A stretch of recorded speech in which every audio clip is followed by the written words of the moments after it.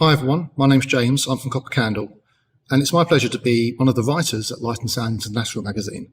And as part of a new role that I'm taking on with them is to review some of the up-and-coming lighting and sound products coming into the industry. So I am very fortunate that for the last few weeks I've been testing a pair of CHAUVET Professional Maverick Storm 4 profiles. And this is a vlog that's going to accompany the written article that comes out in February 2024. And I hope you enjoy my review of the Maverick Storm 4 profile and my experiences working with it and all the little fun things that you can do. So something that really excites me about this light is the Gobo Wheels. The Gobo Wheels are really cleverly designed. They have taken both the Gobo Wheels and put them in very different parts of the field of plane of the light. So for stage effects, and one is tuned more for air effects. Now, I mean, that's quite common for two Gobo Wheels to sit in different places on the focus plane, but the fact that they've made sure that they sit in the right part of the optical array. Let me demonstrate. So if I bring in one of the Gobos, focus it in a bit so we can see some dots. This is our first Gobo Wheel. Everything rotates. So we can have all of these rotate, but I'll just show them two static. We've got dots too, we've got paperclip party, orbital, dirty dirt, box cutter, crazy turns, and on the other wheel, which is the one that's tuned more for the air, I'm going to focus it in again. So you can see on 31% edge at the moment, I'm going to have to take it down to about 7%, 5% to get it tuned up, and just in time my hazer started to kick in, so we can start to see those beam effects. So here we go, we've got pipes and poles, orbital, cookie cutter, fast moves, laser rays, and limbo. Now what's nice about this one, it works really nicely. If you bring the focus in and out slightly, you can just sort of shift the pattern around with just the focus, just make it feel like it's moving slightly. Right, let's take out the Gobos, and now let's look at some colour. Let's have a look at some colour now. I'm always impressed how well a CMY flag can do with a white LED chip. You've got 1,250 watts of power going through a single chip, so there's no colour fringing, there's no little LEDs popping up all over the place, it's just one single chip producing 60,000 lumens of white. In fact, it's 90,000 lumens coming out the chip, about 60,000 coming out the end of the lens. Now if we start knocking in these really deep saturated colours, because there's so much punch to the light in the first place, it actually performs really well on its own. Like, you get some really rich colours. If I bring in both the magenta and cyan, we're getting this really rich UV colour, which is no different to a light that you'd expect to see a whole rig of, but on its own it's just very impressive. Now, one thing I found interesting about discharge light sources, because they're always slightly bluer, you'd always get a really nice deep UV colour out of them, but the LED chips have to have so many different types of colour in them to make up a full white. Sometimes it's harder for them to get to the deep blues, but the Maverick Storm 4 doesn't have any problems at all. Get some lovely colours. It also has a colour wheel, which I quite like. It's got some really strong colours in it. So let's just go to open there. So full white. Now this light has definitely been tuned for full white. You can tell it's very, very bright. As soon as you put any sort of colour into it at all, it starts to dip, you start to lose some of the colour. But the colour wheel manages to overcome that, just pure saturated flat colour all the way across. Now if you think about this, the role that this light is supposed to have, think about it as probably in a large stadium is where it's intended, then some of these really strong colours will be very desirable for a fixture that's going to be right at the back of the stadium and trying to shoot 20-30 metres away. Let's zoom it in and have a look at what happens then. So currently it's at 56 degrees, which is its widest. We're going to go all the way down to 5.6 degrees. And let's just edge that in so that we can see it nice and clearly. Now I've seen the birth of some big fixtures, the Mac 3, the BMFL, some of the chunkier clay packy Sharpie spots. This one would definitely compete with any of them. As a fixture, it's not too big, so it's certainly smaller than the Mac 3. It kind of looks very typical of of any moving lights. It will sit into the rig quite neatly, no more than any other light, but it does have this extra power which makes it incredibly useful from a distance. So let's just give it a little bit of a spin around in the haze, and we can sort of see, you can see how bright it is when we come over to a white surface, and that bounce that comes off it, I can't even look at it. I've never had a light that's this powerful before in here. At about 4 meters to the front of the stage, probably about 7 or 8 meters to the black at the back, it is more powerful than all of the other lights in my venue put together. I had 4 TW1s on one side of the stage and the Maverick Storm 4 profile on the other, and I was trying to get them to balance, and the Maverick Storm 4 was so much brighter than the 4 TW1s that we had to put it back a bit. So that's 4 times the power. That's 4 1200 watt lamps running at 80 volts, so they're a bit more punchy, in tungsten, competing with one single 1250 watt LED chip. That is impressive.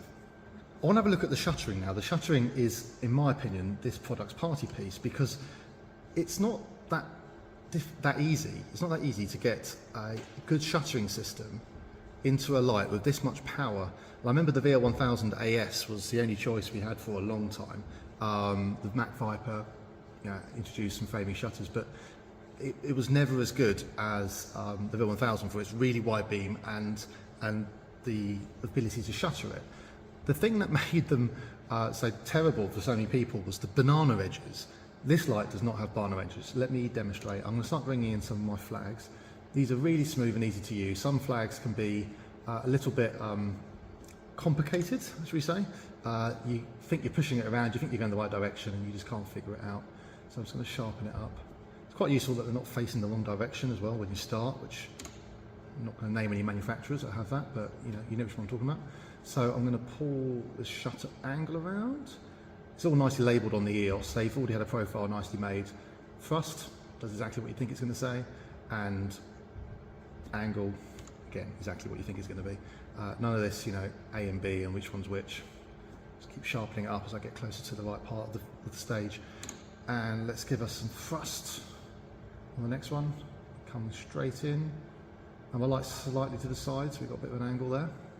And I'm at full zoom at the moment, and I'm not seeing any bend at all in the shutter. I've got a nice straight edge up there that I'm lining up against, and it's following it exactly. I can literally jump in and out of it and not see any variation at all. I can see exactly the same amount of light all the way along.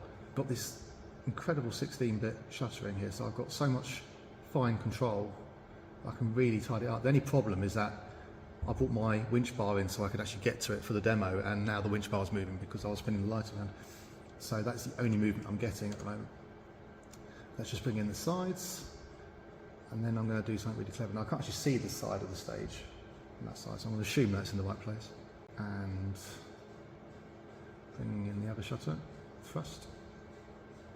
There we go, there's a little bit of angle on that. Now that is a pretty perfect square. Now let's see what happens when we zoom it, because zooming a shutter system often has all sorts of tragic results. So let's just see what happens when I bring it in.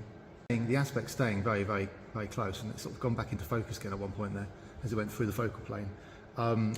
So let's just try something for fun. Okay, let's focus this. Let's take this back out again, and I'm going to try and run a cue, but this time with the focus changing at the same time. So I'm just going to call that as cue. Let's say 2001, and I'm going to then take fixture, zoom it in, and we're going to go for another focus. Bringing that, went from 47% to 12% to get it into focus again. Look at how crisp that beam is on that surface there. So we'll call that as Q2002. And now I'm just going to fade between them. Got the shutters moving a little bit. I'll probably need to do like a curve or something on the shutter there. But you can see that the shutters themselves are moving perfectly linearly, if that's a word. Let's go somewhere in between and see if we can just tie it up as a bit of an experiment. So we're going to go to the middle of the zoom range, so it's about 27 degrees. It looks a bit circular now, so let's just edge that in, nice and neat. I'm going to call that as Q 2001.5, so we can go from one to the other to the other. So let's go back to 2001, which is full stage, nice and crisp, in halfway, and the edge stays with it, and now all the way in, and now we're going past that part of the focal plane. It has to flip to the other side of the focal plane. But we can see that the shutters are coming in perfectly as it zooms. So that's not the shutter moving, that's the focus, that's the zoom. And to be able to keep that aspect is really, really extraordinary. I wasn't expecting that at all. So really beautiful shuttering system there. Let's take that all back out. I should address the speed of this fixture when it moves. It's difficult to see in my little rig here because it's making the whole bar move as it moves. But we've got some proper speed going on here for such a heavy light, 46 kilos. Now it's not by any means the heaviest light on the market, but it is heavier than you'd expect for a light that can move this quickly. It's actually limited by the speed of my fingers, to be honest. If I take it from one side to the other, so let's go all the way over to pan minus 270, and then I'm going to set it at pan 270, so it's going to go full 540 degrees, and I'm going to do this. Right, you ready for this? And go.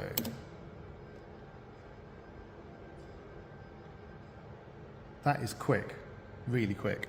Not only is it quick, but it's quiet as well. A truly remarkable feat for such a large light. What I notice is that when we turn the LED off, the fan doesn't go instantly cool, instantly quiet as it cools down, but it goes up pretty carefully when you turn it back on. So you get this faint sound of the fan. Now most of the noise I've got coming inside this room at the moment is actually from my air conditioning and the haze. I can't hear the lights at all. I think if you had enough of these in a venue that was, say an opera house or a theatre where you're concerned about noise, it's definitely one of the better fixtures. Certainly quieter than a fixture that's maybe 10, 15 years older than that. And for an LED fixture which has a lot of cooling requirements, it's doing a really good job. Now what's also incredible about this light, when you think about the speed, the weight, the fact that it's quiet, is the fact that it's IP65 rated. IP65 means it is armour plated almost to try and keep the water out and the dust out. So it is incredibly strong, has a lot of weight to try and move around. All of that extra waterproofing is going to be heating it up more because it's got less vents and less ability to fan all the heat out. So the fact that it can keep its noise down so much is really a testament to the engineering of it. Now this fixture does have a really nice animation wheel and prism system. I'll demonstrate it to you, but I'm going to put a Gobo in first because it does help, I think, with Gobo wheels, with animation wheels to see it with something. What I really liked about it is that everything in the focal plane just seems to work so neatly. The whole thing moves very, very smoothly. It's got a lovely action. I don't know how to describe it. It's a bit like a car that when you put the foot on the clutch, it just slides in nicely. I feel like that's what's happening with all the mechanics in this light. There's no sort of like, oh, gone too far, gone, come back again. It's smooth the whole way, very responsive. So I'm going to bring in that Gobo, and now I'm going to try out, find it. Bring in my prism. I've got a 5-facet prism here. Prism spins, as you'd expect, so you get some really nice effects there with the dots. This was me manually moving it, not on an auto rotate. Of course, that feature exists as well.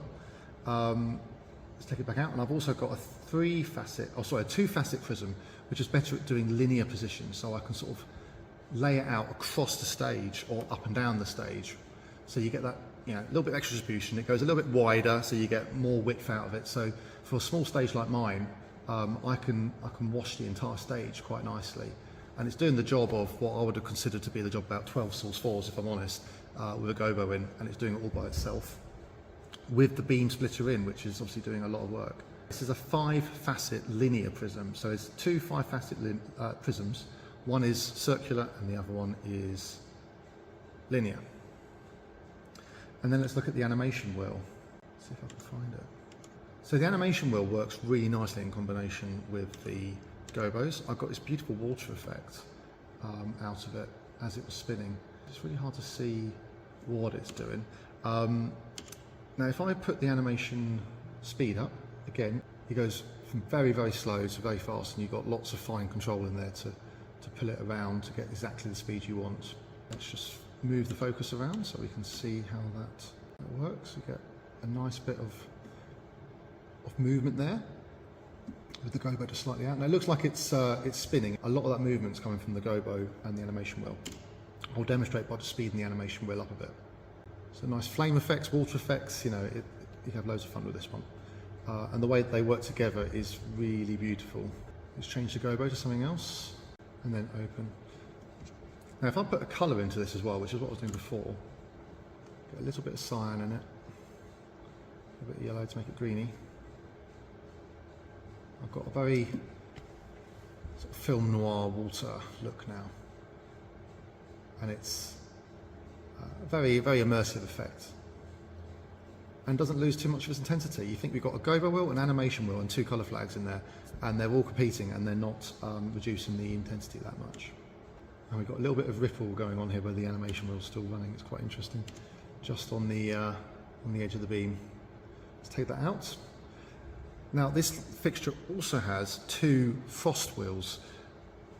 I wondered why you would put two frost wheels in until I started using it in anger and realised it's really handy actually to have two frost wheels, because they're tuned for different things, just in the way that Chauvet keeps managing to think about what people need from their lights.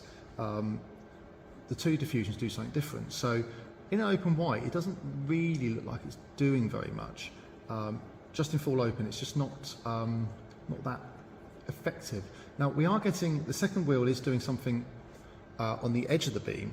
If I was, say, lighting a really large venue in a stadium or something, I would bring in my fixture to a nice tight spot, because we're going to be coming from a very long distance, so that's going to look like a reasonably large spot on the other end of the stage. And then I'm going to introduce some diffusion, and it's just going to soften it out a bit. It looks like a follow spot, and in and out. There's not too much light spill. I'm looking around the rest of the room and it's not bouncing out of the lenses. Now, there's a bit around the stage, but that's fine. You're going to get a little bit, it's coming off of the lens, but it's not spraying out into the auditorium, which is what happens with some diffusion. Now, the other diffusion, which doesn't do as much when it's just in a beam position like this, is actually much better working with a gobo. So let's zoom it back out again. I'm not going to go the whole way this time. Let's stick back in our dots gobo, which is becoming my favourite, I think. There we go. And now I'm going to try and get that as sharp as I possibly can with my eyesight. Through the haze as well, it's kind of hard, so I think it's something like that. And now let's bring in that other diffusion wheel, and we'll see that it just blurs it out. Now, it wasn't doing anything before. And it is interesting, isn't it? Because if I bring in the other diffusion, what happens? I'm expecting it to do less. Oh no, it's done more, a lot more. It's literally taken out the look altogether. So I couldn't use that for gobos, because it's basically out, and then as soon as it starts to kick in, it just spills all the light everywhere and gets rid of the image. You might as well just have it open. But with the first diffusion wheel, which is a lot more subtle, it just takes it out of focus very slightly. And that's beautiful, because that's exactly what you would do if you were trying to focus up a source 4 and put a frost in front of it with a gobo breakup. You could do a whole stage of this and it would look really nice and smooth. So once again, I am modestly, or humbly, I should say, surprised at Chauvet's attention to detail here, because the two diffusion wheels, I mean, you could have saved money and just gone with one and just had it really effectively blur out the beam, which is what you might want for a big punchy stadium light. But the fact that they've got two, and one of them is able to tune much more carefully around gobo breakups, means it's actually an artist's tool. You know, you could really use this on the stage to do something quite neat. Now, we've been through most of the features of the fixture now. Certainly everything that's you know, on spec. There are a couple of other things that are kind of novelties. There is the LED strobing mechanism, which is just sort of shifts the beam around. I don't know what you'd use that for, other than some beam effects maybe. It looks like it's actually shifting colour slightly as well. That's a flaw of the chip, and it's tried to make a feature out of it. I think it's coming from one of the chips bouncing off the top of the lens. So as much as that's kind of a cool-ish feature, I don't really see a lot of value in it. And then there's this thing called position blink, and I literally don't know what that does. So let's try it out. Position blink, max, min, home, doesn't do anything that I can see. No modes. So I don't know what position blink is. I should say though that they haven't officially launched the profile for this desk yet, so there are a few things that are missing. It's worth mentioning the CTO. There is a really nice CTO in it, which will make it into a nice warm tungsten light. The opportunity with a CTO is usually just to take the edge off a little bit without losing too much light, so you can get that colour. And certainly if you're working in a film setting, you want to be able to use it with some pre-programmed colours, so you can say, right, I need to tune my lights all to 4300K or something, because that's what the camera's working to. This doesn't have that on this profile on the EOS. It's just a percentage. That is something that I'd like to see in a CTO, is the fact that the reason for it really is that you're trying to get very accurate colour mixing. There's also a colour mixing encoder. Well, we've got some colour mixing now. It's just going between the colour wheels. Once again, I think it's one of those things that you go, just because it can do it, we're going to stick it in. But in reality, who needs a colour wheel mixer like this when you're going to be using a lighting desk that probably can create a nice RGB rainbow effect for you anyway? So let's go on a little bit of a journey just looking at the fixture itself, and we'll just review what it's actually like. So we're running our animation wheel at the moment, so you can get into the lens there a little bit. Now you can just about see the Gobo wheel running. That's not the LED chips. Now there's some really nice things that were explained to me about this light that you don't appreciate until someone actually tells you these things, of course. One of the things that I really liked about it that isn't really apparent when you think about an LED fixture is the fact that you don't need to go into it to change anything. The only thing you need to change is the Gobo wheel. Now the only thing is, it is an IP rated fixture. Now it is made of a nice magnesium alloy apparently, and it feels nice and rugged. It's slightly plasticky because of the alloy. It's a sort of mixture of different materials, but it does have a couple of little catches that you can undo to get your Gobos in. If you take the Gobo out, you then have to reseal it, and now that's something that you could do yourself. But at the back here you've got some fans just making the only noise that comes out of it at all. Now it's nice and cool at the top. The fans at the bottom, on the other hand, are making quite a lot of heat, and I wonder if that's where the LED chip's coming out of. Those are obviously waterproof, even though you can see some exposed cables and exposed parts in there. It is IP65 fixture. That is also demonstrated up here. Now I've got my camera gear up here in the way as well, but all of these little rubber plugs come off, and you've got pass-through Ethernet. That's really, really cool. Network in, network out. So, nicely waterproof. If you get the right Ethercon connectors, those will work really nicely for you in a very large venue, or when you're outside. If you want to put these, in the trees behind your stadium or something, you can just make sure those are in nice and tight. You can run Ethernet between them rather than having to run DMX. Normal XLR 5-pin. You've got a USB there for updating the software. It also has a web page that you can log into, so you can access all of the settings and features from the web page. TrueCon 1, True1Con, I can never say it right, TrueCon, power in, which is also IP65. So 1250 watts rated. Let's have a look at the display. Now I got a bit confused when I looked at the display the first time, so I started tapping it. And I've got an error message flashing. That wasn't there before, and I don't know why that is. And it could be because it's overheating maybe, or perhaps it's, let's have a look. So it shows us how competent we can be looking at this display. So we've got a little wireless symbol there. It has wireless DMX, so we can stream wireless data to it. We've got our addressing. If we come into here, we can go to different parts of the menu. So let's have a look at information. Tells us there that we've done, it's 59 degrees, it's not overheating, it's done 112 hours. And probably most of that's me, to be honest. LED hours, 35 hours. The IP address of the fixture, because you can put your own IP address in. There you go, let's go back. Fan information, I still get it wrong. So it's giving us all the fan speeds. Doesn't help the whole thing spinning on its bar. Right, we've got a CPU error on Prism 2 rotator, but it was working, we saw it working earlier, so I'm not sure what that is. But that, I'm guessing, is my fault, not theirs. Channel information. It's giving us what's coming in at the moment to each fixture, on each parameter rather. Right, let's go back. Now if we have a look at the personality, you see that there's only 2 modes, 38 channel, 55 channel, and you've got built-in effects that you can control. That's not too much, I don't think, for a moving profile of this sort of caliber. 55 channels is fine. The only reason to go to 38 channels is if you don't need all the fine modes. So maybe for most settings, you probably would want the 55 channel version. Network setup, because it has Ethernet built in, it doesn't have Wi-Fi. It has wireless DMX, but not Wi-Fi. So you do need to run a physical cable, which is a bit frustrating if you want to access the web page, because the web page can only be accessed via Ethernet. So you still have to plug something in. But then you can set the universe, the IP address, etc., all from in here. So then the whole thing can be controlled via ArtNet or streaming ACN. So you have to set the universe it's going to be responding to. Still works in the principle of 512 channels per universe, 512 addresses. We did address earlier. Let's have a look at settings. So we've got control mode, DMX. We can change this to ArtNet, wireless DMX, and streaming ACN. You can reverse the pan and the tilt, screen reverse, pan angle, tilt angle, that's sort of defaults, and black hat. I don't know what BL means. Lock screen, swap XY, and reset the wireless DMX. What you do when you lose data, it's going to hold. Fans are on auto. Let's just have a look at fans, because everyone wants to know. So let's have a listen. If I put it up to 4, what happens?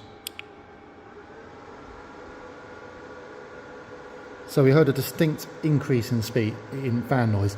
This, to be honest, is what I'd expect a fixture of this size and this much power to produce in terms of noise, which is to say too much for a lot of places. We can put it on eco mode. Now bear in mind at the moment it is running on full with a CMY flag in Gobo Wheel and animation wheel, so it is doing quite a lot of work. Eco mode. I can barely hear that. That has gone well below the general hum of my building. And then TV 25, still very quiet, and TV 35, also not hearing anything. I suspect I'm being a bit ignorant, and probably you recognise this and I don't. That might be because TV 25 and 35 is the frequency of the fans, so that it can be coordinated with the microphone picking it up. Okay, now I put it on auto, and it has got slightly noisier. It's not terrible. I mean, I would not be worried at all about this sort of noise in certainly a commercial theatre venue, and it's no more than a VL1000 AS was, which we'd use at the Opera House quite happily. You can upload your own dimming curves if you can get into the web page. PWM options for the speed for the LED to refresh. The LED power, I'm assuming I was running at full power. I hate to think what it's like if I wasn't. Minimums in focus, preset select, preset sync, sky tracker mode. I could believe this could be a good sky tracker. USB update and reset functions. So there we go. Lots of stuff in there. The information on the display when you first open it is really helpful. Straight away, the fixture address is nice and big. It's very contrasty. It stands out nice and clearly. So when I'm far away, I can still see it, which is really helpful. I can sort of look from a distance and go, oh, okay, that's fixture 201. It tells you which mode it's in straight away, the IP address, which universe that's assigned to, and what sort of mode it's running on. So you've got all the information you need straight away, and it also tells you, if you were getting wireless DMX, the strength of the signal.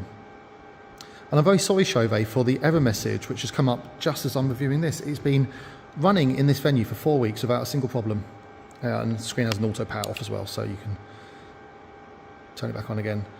It turns on automatically when you turn on the fixture, so as soon as you turn it on, you can see what's working and what's not, and you can see that it's getting DMX, that nice little green light there as well, so it's really clear. What am I thinking about this fixture? First of all, I suppose to summarise, I feel a bit humbled that I ever misjudged CHAUVET Professional, if I'm honest. That's not because I expect bad things from CHAUVET, quite the opposite. I love CHAUVET's products, but I've always thought it was more a product that will be used for budget scenarios, something where there's not as much money, and what you want is something, almost disposable that you can throw into your rig. Don't worry if it gets broken too much. Maybe it only lasts you 1 or 2 productions, but you can have a lot of them. And I liken it to chocolate bars. This is dairy milk. You can have quite a lot of it for quite a lot of money, or for not too much money, as opposed to a champagne truffle, which maybe you'd enjoy 1 or 2 of them, but you just know how expensive they are. And sometimes you just want to overindulge and have lots of something rather than just little of something slightly better. If I'm honest, this fixture, I can't really work out why I wouldn't want it in my rig. It has all the features of its competitors. What it doesn't have is some of the things that are only needed by a very few people, certain color correction modes or settings that make it viable for certain studio spaces. I don't need that, and most people won't need that. So I think, on balance, CHAUVET's done something very clever, which is to make a product that is more affordable than all of its competitors without losing anything that's really important. So this is a really serious contender for CHAUVET Professional to put out there in the market. Who would be using it? Well, I think it's got a place for sure on large-scale events, stadiums, big concerts in large arenas. You could put this fixture happily 30 meters away, zoom it in, and get a really good spot on stage. I can't speak for reliability because I haven't had it long enough, but it's, apart from the unfortunate error message on the LED screen that's come up this week while I've tested it, it has been working reliably for me. I used it on the show, I used a pair of them on the show, and they've been absolutely brilliant the whole time, and not even a case that the shuttering moved from one night to the next. Over a 2-week run, everything was focused and positioned exactly where it was before. So I personally have no experience of reliability being an issue. That's the only thing that I can imagine being a concern for someone using CHAUVET Professional for the first time. But I think that their products do speak for themselves. They've been producing professional products like this for quite a long time now and not had major failures. So if you were doing a big stadium show, big concert, yeah, this would be your workhorse. You could put this all over the place, far away, close up. For commercial theatre in a large venue, I definitely think it would work. I think you could have it overhead on stage or out front, and it would do all of your shuttering and focusing, which would be really useful for lighting something from the front, from the proscenium position maybe, or from an advanced bar. It would work really well in that place as well. It's a bit too bright, to be honest. What I noticed on the production we used it on is that at the range that we're using it at, which is about 4 or 5 meters, it just blinded the cast too much. And I know that's not something that we like to think is our problem. That's something they should just suffer and get on with. But it was a factor when people can't see where they're going on and off stage because something's just too bright and they're having to wince. There's only so much the eye can take, and this light actually is that bright. Now, I'm sitting in front of it at the moment. It's about 4 meters away from me. I've got a Gobo wheel, an animation wheel, and a color flag in it, and it's quite comfortable. I'm looking almost directly into the source of it, and apart from some spots I can see, it's not too bad. But if you were going to be using it as a wash light or to try and light somebody's face, it could be quite unpleasant in some of those brighter colors. So that's probably where its limitations are, is that it's just too bright, which is not something I would say for those situations anyway. As for actually installing it and physically moving it around, it is a 46 kilogram light. You work out for yourself whether or not that's a concern for you. I physically couldn't lift it out of the box on my own. I had to use the winch bar to get it out. And I mean, I say that as somebody who does go to the gym and lift weights. So I was surprised at my inaptitude at being able to get it out of the box, probably because it got stuck in there a little bit as well with the friction. I would suggest that if you were going to be using a light of this weight, that you do what CHAUVET suggests, which is that you pre-rig it in pre-rig truss and you ship it in already set up and you prepared it all in a warehouse in advance. Do not try leaning out of a genie, holding this with 2 hands and trying to put it on a bar that's a meter away from you. I think you would fail and I think it would fall on the floor. Overall, I really enjoyed working this product. I want to say thank you to CHAUVET Professional for letting me have a try with it and for letting me do this vlog, and to Light and Sound International as well for letting me do the vlog and reviewing it for the magazine, which hopefully many of you have read already. And if you haven't, you should, because it's a great mag and we write some really lovely things for it. So this will be the first of many video demonstrations of the wonderful products coming out in the entertainment industry.